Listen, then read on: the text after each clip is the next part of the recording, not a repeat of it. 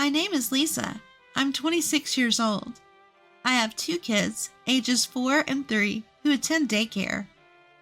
Currently, I'm working part-time at my uncle's company until my children grow up. My husband, who recently received a promotion to supervisor at the supermarket where he works, is 32 years old. When he got the promotion, he was shyly happy, saying with a smile during dinner, "It somehow reminds me of when I received my first job offer." Our children, even though they didn't understand what was going on, seemed happy to see their parents having a cheerful conversation. It seemed like our family time was wrapped in happiness. Today, the promotion was officially announced, so I splurged a bit and bought some higher quality meat that my husband likes in celebration, and made a delicious meal while waiting for him to come home.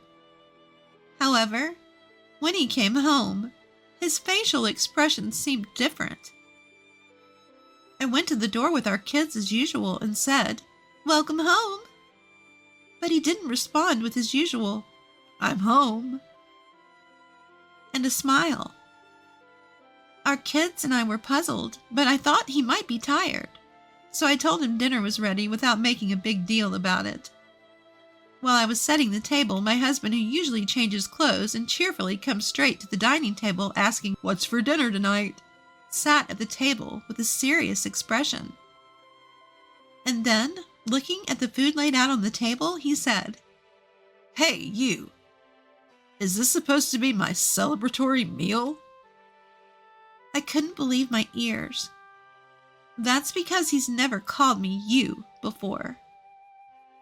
Our kids didn't know how to respond to this unfamiliar version of their father and fell silent. Feeling the mood worsen, my husband continued to say things like, "You don't realize how amazing I am. I worked hard to become a supervisor. Do you understand?" Seemingly upset that I didn't seem to respect him enough. I didn't want the celebration to turn sour, and more importantly, I didn't want our children to look anxious, so I tried to appease my husband. "I'm sorry. Thank you for always working so hard for us. We always appreciate it," I told him. He seemed a bit better after I said that, so throughout the meal, I tried to sprinkle words of appreciation and gratitude into our conversation. But he kept saying things like, "This meal isn't enough for my celebration." I was disappointed because I had splurged on expensive meat that we don't usually buy and made dishes that my husband likes, thinking it would make him happy. But if he thinks the meal is modest, then I must not have met his expectations. I thought to myself and tried to calm down. I figured his unusual behavior was due to being tired from his first day as a supervisor, and hoped he would be back to his normal self the next day. After the meal, I started cleaning up, relieved to see my husband talking to our children on the couch as usual. Usually, I can hear the 3 of them laughing, but it was very quiet, so I stopped what I was doing and listened to their conversation. I was stunned to hear what they were talking about. "If you want to be like Daddy, you have to study a lot. You'll have trouble in the future if you end up like Mommy, who doesn't study," he was saying. So I rushed over and stopped the conversation. "What kind of thing is that to say to the children?" I asked him, but he responded angrily, "It's not wrong. What's bad about it?" We'd never had a fight before, so I was at a loss for words. When I stayed silent, he sneered and said, "See, you can't answer, can you? You couldn't survive without me, could you?" "You don't want to live off of our children, do you?" I asked him. "What's gotten into you today? You're acting strange. You're not the type to say things like this, are you?" But my husband just replied, "I'm just saying what I've been thinking. I hate that you think you're on the same level as me." He made it sound as if the man I knew until yesterday wasn't his real self, but rather a facade he had been putting on. It was only then that I realized the man standing before me was my husband's true self. I was filled with an emotion I had never felt before, a mix of anxiety, sadness, and frustration at this shocking reality. At that moment, our eldest son, who is 4, said to me, "Mommy works a lot too." Who's more impressive, your part-time working mom or your dad, the big shot at his company? My husband scoffed at our son's silence, saying, "Can't you understand, even at the age of 4? You must have inherited your mom's brains as well as her looks." Thinking he was being scolded, our son looked down, tears welling up in his eyes. To distract the children from the situation, I suggested with a smile, "Shall we take a bath together?" Usually it was my husband who bathed the kids, but they were thrilled to take a bath with me instead. Our eldest son, who usually insisted that I help him undress, quickly started to take off his clothes on his own, and our 3-year-old daughter followed suit, trying her best to undress herself. After helping her a little, her clothes came off, and I praised her with a smile, saying, "Well done." She looked very pleased with herself. Seeing the children like this was so healing that I almost forgot about the incident earlier. While we were in the tub chatting about what happened at daycare, my husband came into the changing room and shouted through the bathroom door, "You're being too loud. And why are you taking a bath before me?" The children clung to me in fear. As my husband grumbled his way back to the living room, our son said with a worried look, "Daddy is mean today." I hugged my daughter, who seemed on the verge of tears, and said, "Daddy is just tired and grumpy today. He'll be his usual self tomorrow." After we got out of the bath and prepared for bed, we went to the children's bedroom earlier than usual. We spoke in hushed voices as not to provoke my husband. The children seemed to find this fun. "It's like we're having a secret conversation," they said, talking more than usual in their little whispers. They even tried to suppress their laughter, perhaps fearing that my husband might get angry. But the more they tried not to laugh, the more they seemed to want to, and they spent the entire time chatting and laughing happily. Watching the children like this, I felt truly happy. Having laughed themselves tired, the children fell asleep earlier than usual. I then headed for the living room where my husband was. My husband was looking at his smartphone, his hand covering his mouth, his face slightly red, as if he was embarrassed. I felt a bit off, but more importantly, we needed to discuss my husband's behavior earlier today. "You've been acting really strange today," I told him. "Even the kids are getting worried." He replied, "What's so weird about me? If anything, you're the strange one. Aren't I supposed to be respected by our kids? Do you want them to turn out like you?" He didn't feel guilty at all, even going so far as to belittle me. I told him, "I've not led a life that deserves being looked down upon." But he just kept insisting. "Your way of thinking is wrong." And we couldn't have a proper conversation. Then he said, "We're doing things my way from now on. I'm going to change our family's wrong ways." When I asked him what he meant, he suggested that the family should always put him first, take a step back, and create an environment where he can relax. I told him, "That's too different from how we've been doing things. The kids will be confused. Please stop."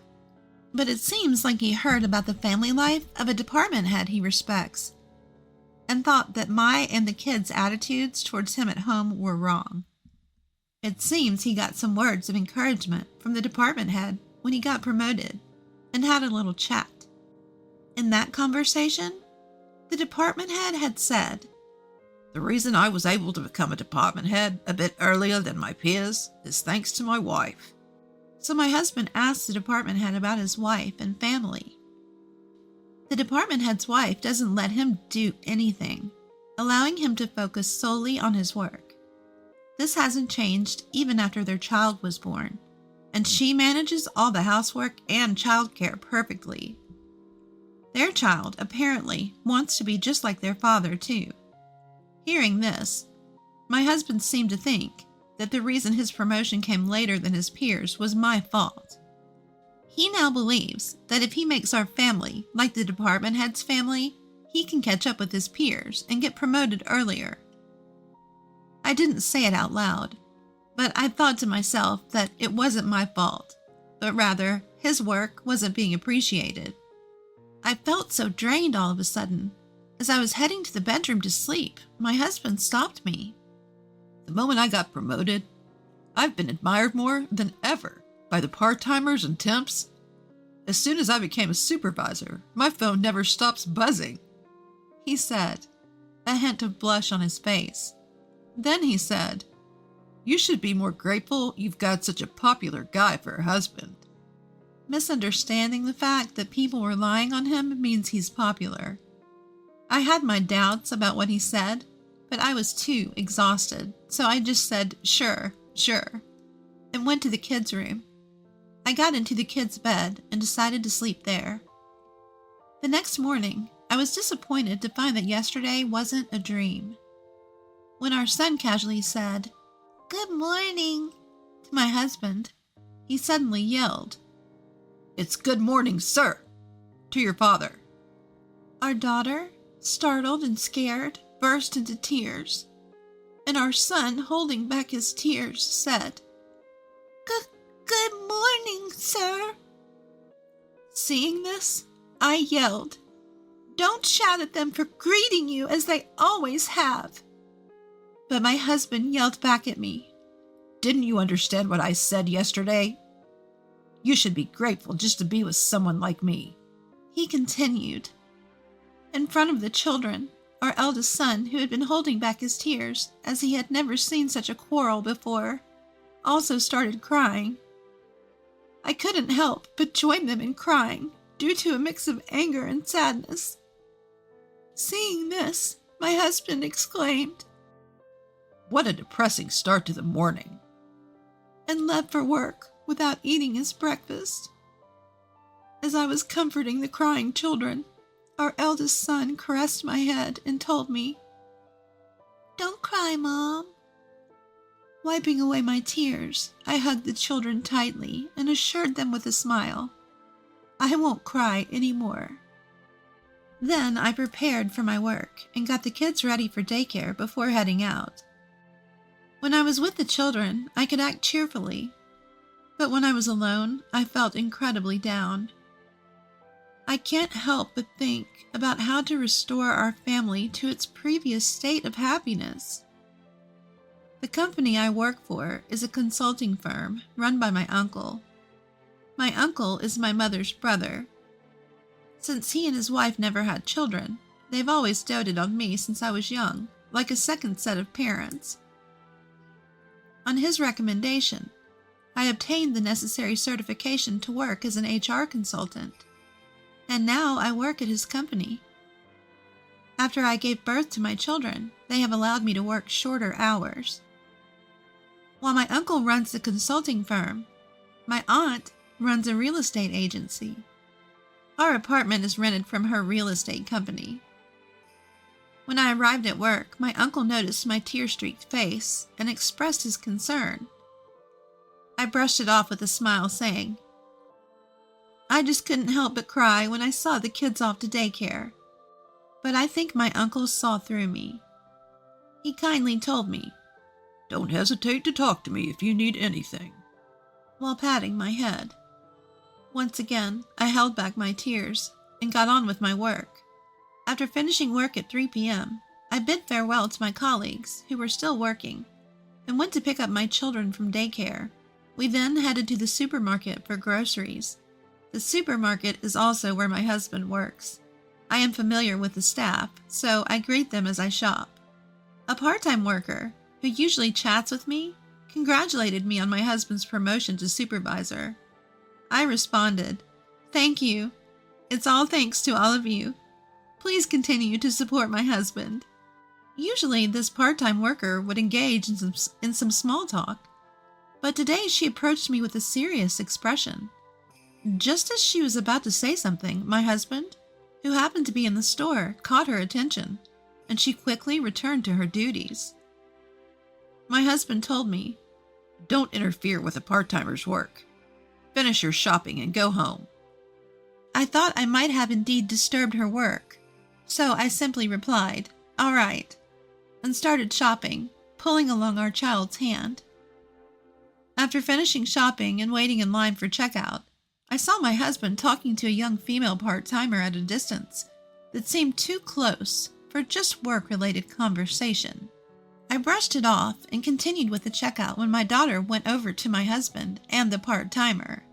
My husband shooed her away with a dismissive hand gesture. She returned to me with a saddened expression. As I looked at my husband, he and the part-timer went into the back of the store through a door. My woman's intuition was at work, and I had a bad feeling. But more than that, my mind was filled with the question of how could I restore my family to its previous happy state.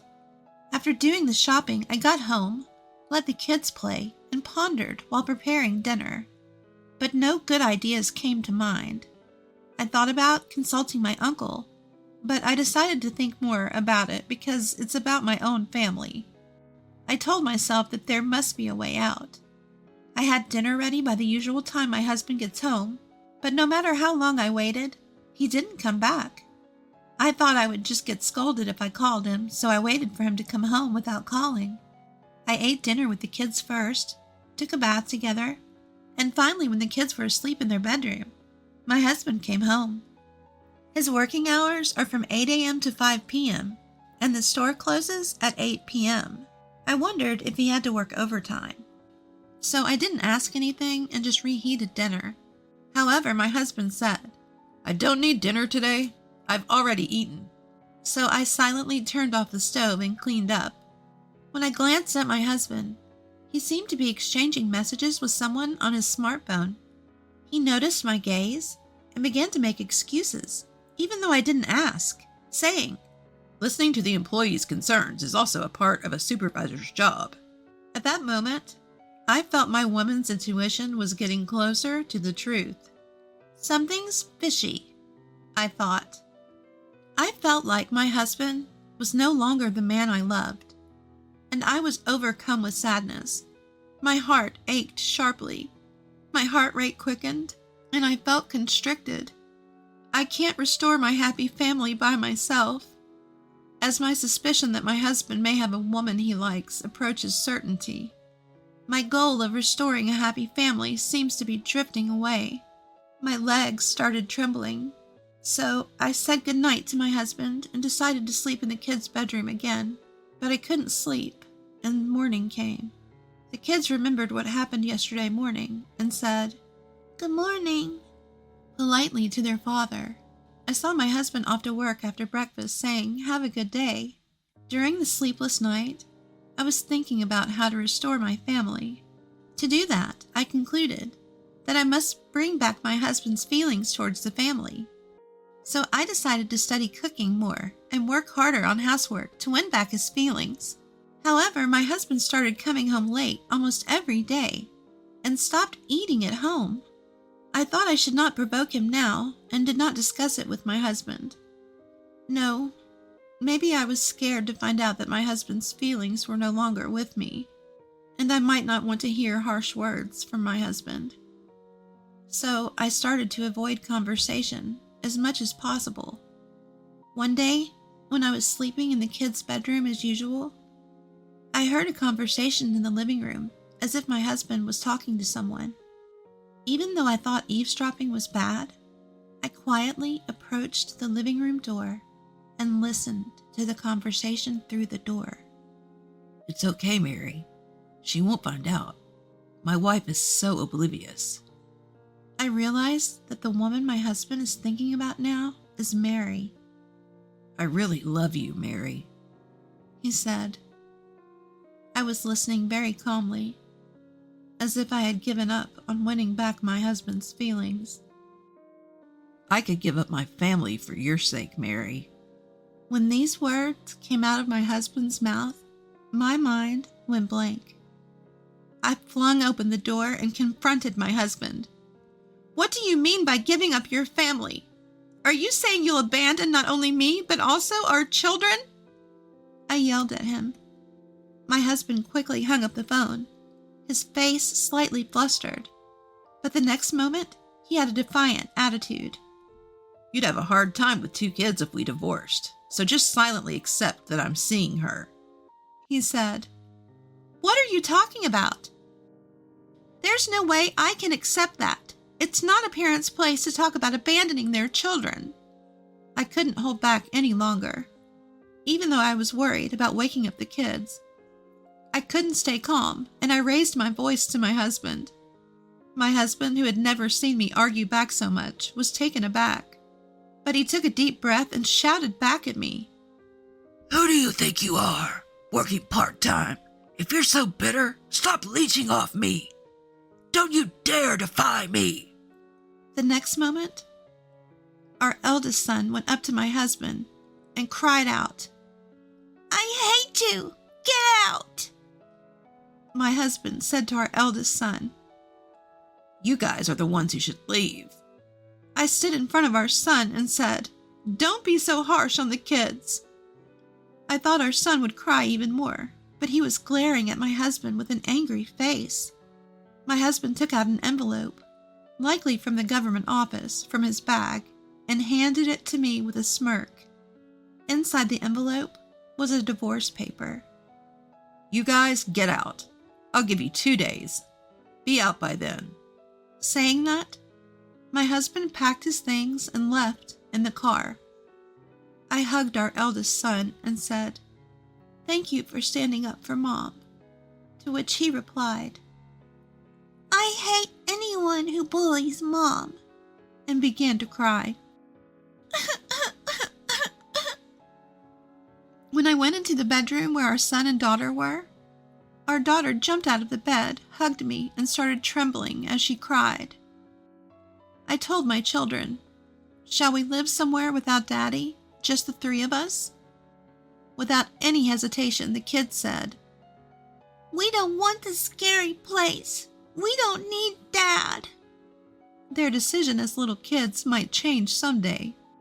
However, living with someone who can easily say that he will abandon his children for the woman he loves will never lead to the happiness of the children. On the contrary, it might hurt the children physically and mentally. I thought the first priority was to separate the children from my husband as soon as possible. So even though it was late at night, I called my parents and told them everything that had happened. My parents told me to come home right away, but I declined, because it would take 2 hours to get there from here. The reason was that I really enjoyed the job at my uncle's company, and I thought it would not be good for the children to change their environment completely. Moreover, they have a lot of friends at the daycare center, and they look forward to going there every day, so I couldn't choose to go back to my parents' house right away. I consulted with my uncle and told him that I was planning to rent an apartment from my aunt's real estate company. My parents were worried, but they said they would come here first thing tomorrow and ask my uncle and aunt together. The following day, my parents came to my uncle's company, pleaded with him on my behalf, and my aunt was present too. They promised me they would rent me a room. Afterwards, since I was quite busy with work, I asked my parents to handle the moving preparations and picking up the kids from daycare. I had things to do, so I informed my parents I'd be back late and went to work. When my shift ended, I went to the supermarket where my husband works and informed him that I agreed to the divorce. And once that was done, I would go to the county clerk's office to submit the divorce papers. A part-time worker who seemed to want to say something to me then stopped me. She took me to the restroom and conveyed what she had wanted to tell me the other day. I couldn't say this before, but your husband seems to be chasing after a part-time girl. I asked the part-time worker if the girl's name was Mary. She looked surprised and asked, How did you know? I told her that my husband had told me they were dating. She then said she would call this Mary girl and left the restroom.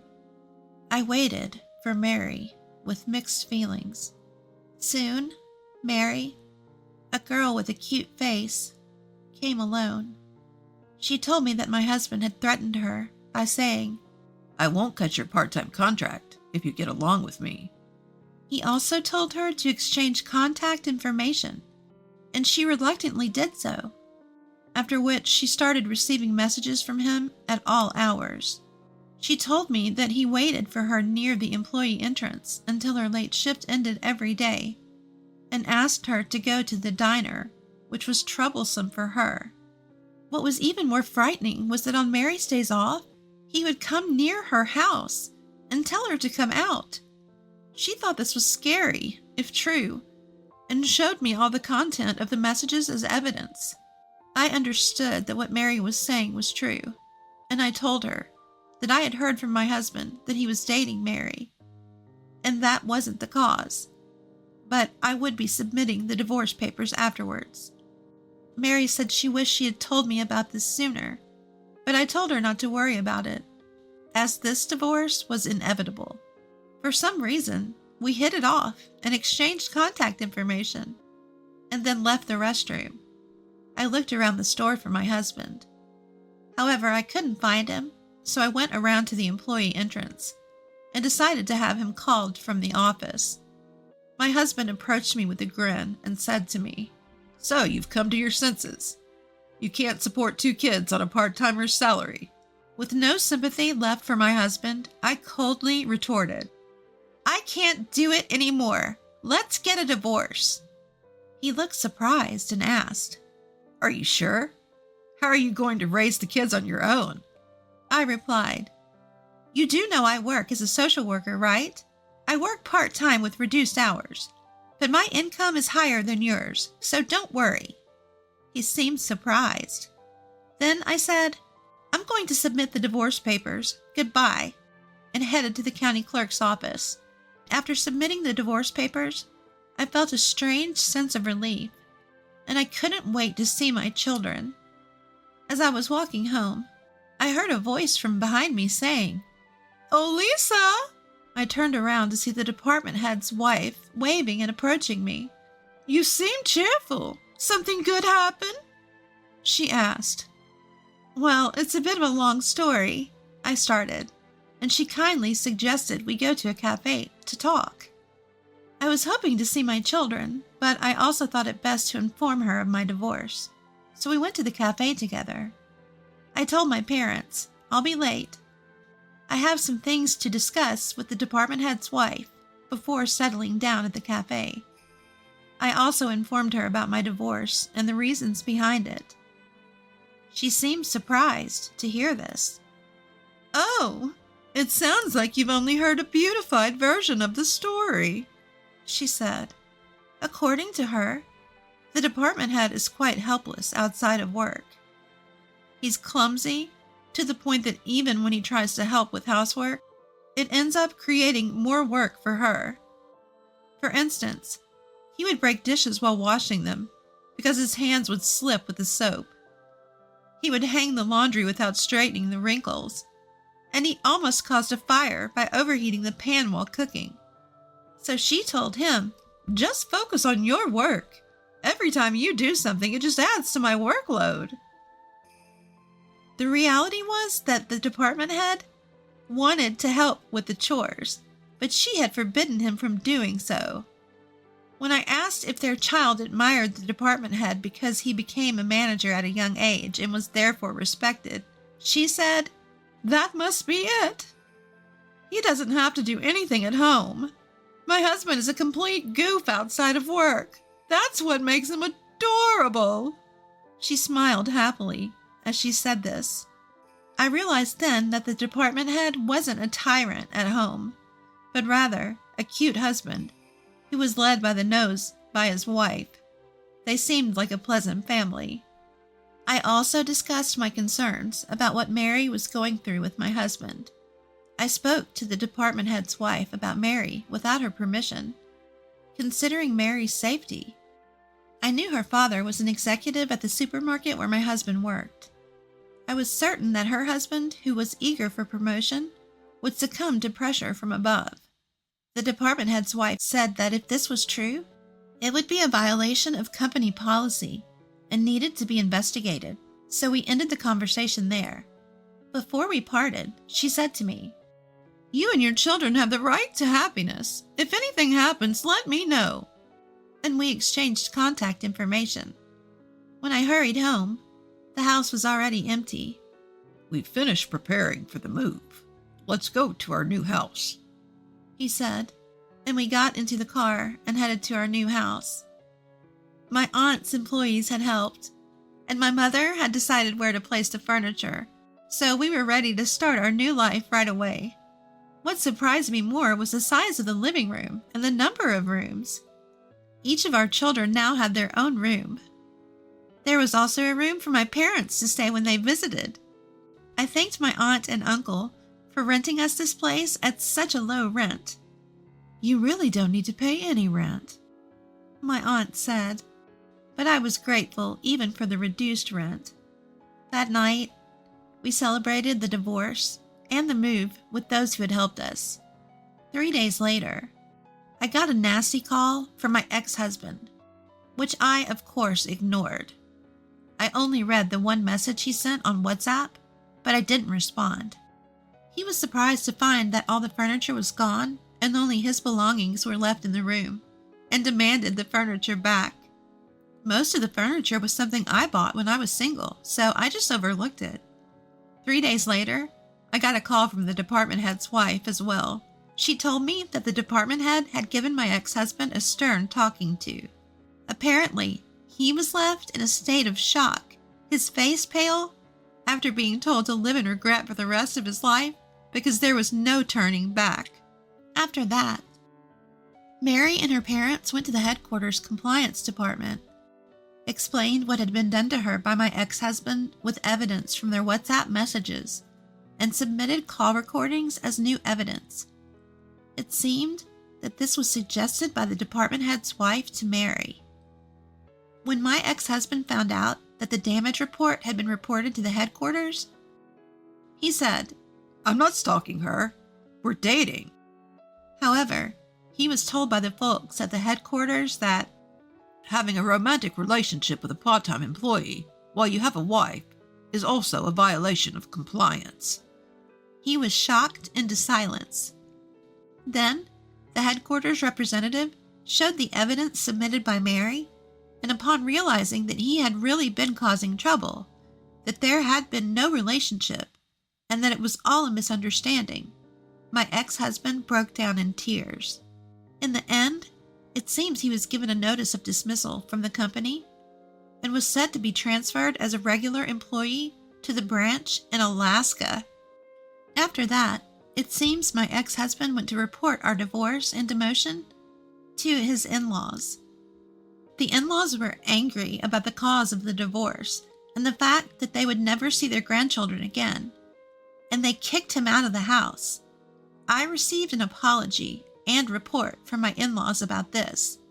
I also received an apology from my in-laws, and they promised to make sure he paid his child support properly. Every day, I get messages from my ex-husband saying he wants to start over, but I'm thinking about blocking him soon. My children don't mention their father at all. On the contrary, they seem to be living happily, being pampered by their aunt and uncle. I'm done with marriage. From now on, I want to protect my children's smiles and happiness at all costs.